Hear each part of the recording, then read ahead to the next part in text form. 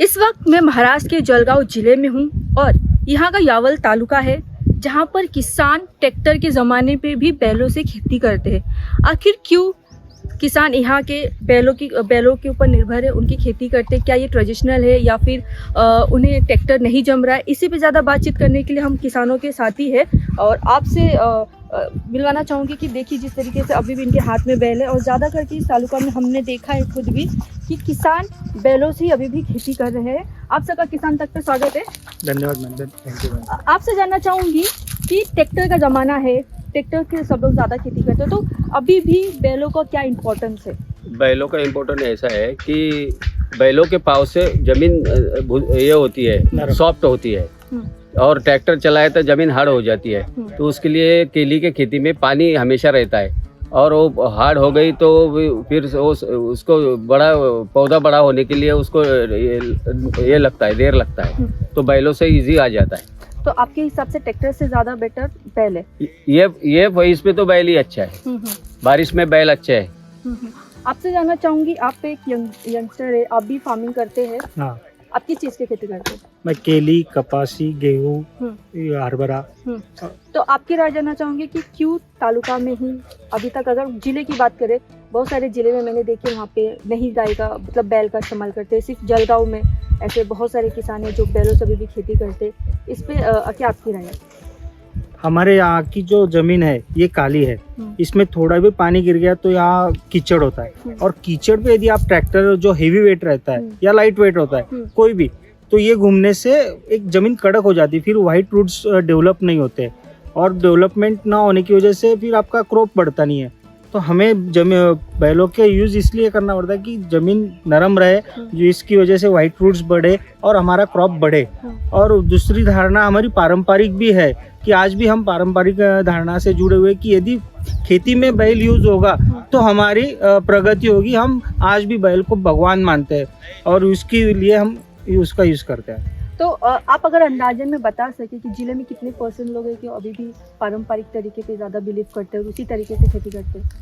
आज के इसमें देखा जाए तो नियर अबाउट 50 to 60% आज भी बैल का यूज़ कर रहे हैं। और जो बाकी के हैं वो ट्रैक्टर की और क्यों गए तो जो मजूर चाहिए वो नहीं मिल रहा था, इसकी वजह से वो ट्रैक्टर यूज़ कर रहे हैं। काका, आपसे जानना चाहूँगी, जैसे उन्होंने बताया पारंपरिक खेती से अभी भी जुड़े रहना चाहते हैं, तो आप इसे किस तरीके से देखते हैं कि पहले पारंपरिक खेती किस तरीके से होती थी और अभी किस तरीके से हो रही है? आज भी जो पहले खेती होती थी तो वह लेबर बहुत ये थे, इजी मिलते थे। आज लेबर का बहुत प्रॉब्लम है।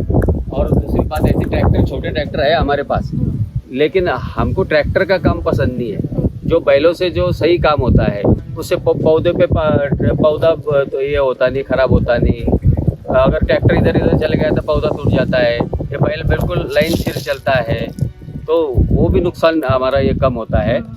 और वो उसके पाँव से, बैलों के पाँव से ज़मीन सॉफ्ट होती है, जो ये उसमें जो ढेकले बोलते हैं हमारे इसमें, मिट्टी कड़क होती है तो वो मिट्टी के ढेकले फूट जाते हैं, ये होता है। तो कितना समय लग जाता है अगर बैलों से खेत की जुताई करते हैं तो 1 एकड़ को 2 घंटे लगते हैं। 2 घंटे में हो जाता है और ट्रैक्टर से आधा घंटा। आधा घंटा। लेकिन जो अच्छा काम है वो आपको इसमें इसमें ही लगता है क्वालिटी वर्क बैल से ही होता है।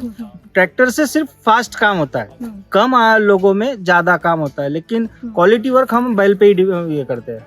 इस वक्त हमारे साथ एक युवा भी है जो एग्री की स्टडी कर रहे हैं। हम उनकी राय जानने की कोशिश करेंगे कि जो पारंपरिक खेती से बैलों की खेती की जाती है तो ट्रैक्टर से जो अभी कर रहे हैं उसमें क्या डिफरेंस है, आपकी राय जानना चाहूँगा। आप युवा है और एग्री में भी स्टडी कर रहे हैं, आपकी क्या राय है? देखिए मैम, पहले तो आपने सर ने जैसे कि बोला कि वाटर होल्डिंग कैपेसिटी ज़्यादा रहती है, उससे मिट्टी ज़रा ऐसे चिकनासपना आता है उसको, तो वो ट्रैक्टर जो है उससे निकलने का और ये कड़क बन जाता है, ज़्यादा हार्ड हो जाता है, उससे ट्रैक्टर बाहर निकल नहीं पाता।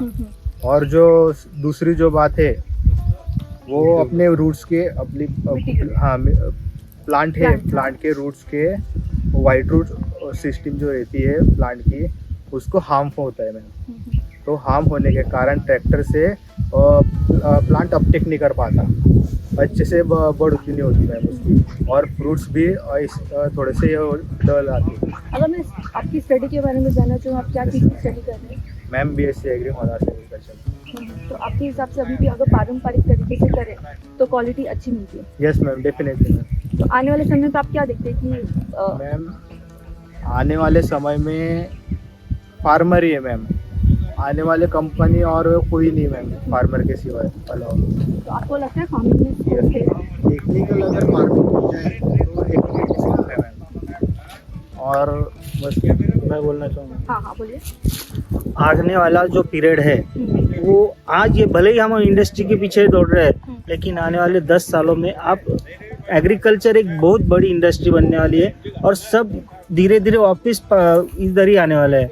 इसलिए आज गवर्नमेंट की तरफ से हम एक ही गवर्नमेंट को गुजारिश करना चाहते हैं कि एग्रीकल्चर को भी अभी से इंडस्ट्री करके देखा जाए। जो जिस हिसाब से आप मदद कर रहे हैं या फिर फार्मर्स को बढ़ाने के लिए कुछ स्कीम ला रहे हैं वो बहुत कम है। जैसे इंडस्ट्री डेवलपमेंट के लिए बहुत सारी मदद की जाती है, वैसी एग्रीकल्चर इंडस्ट्री बढ़ाने के लिए मदद की जानी चाहिए। ऐसी मैं फार्मर करके डिमांड कर रहा हूँ।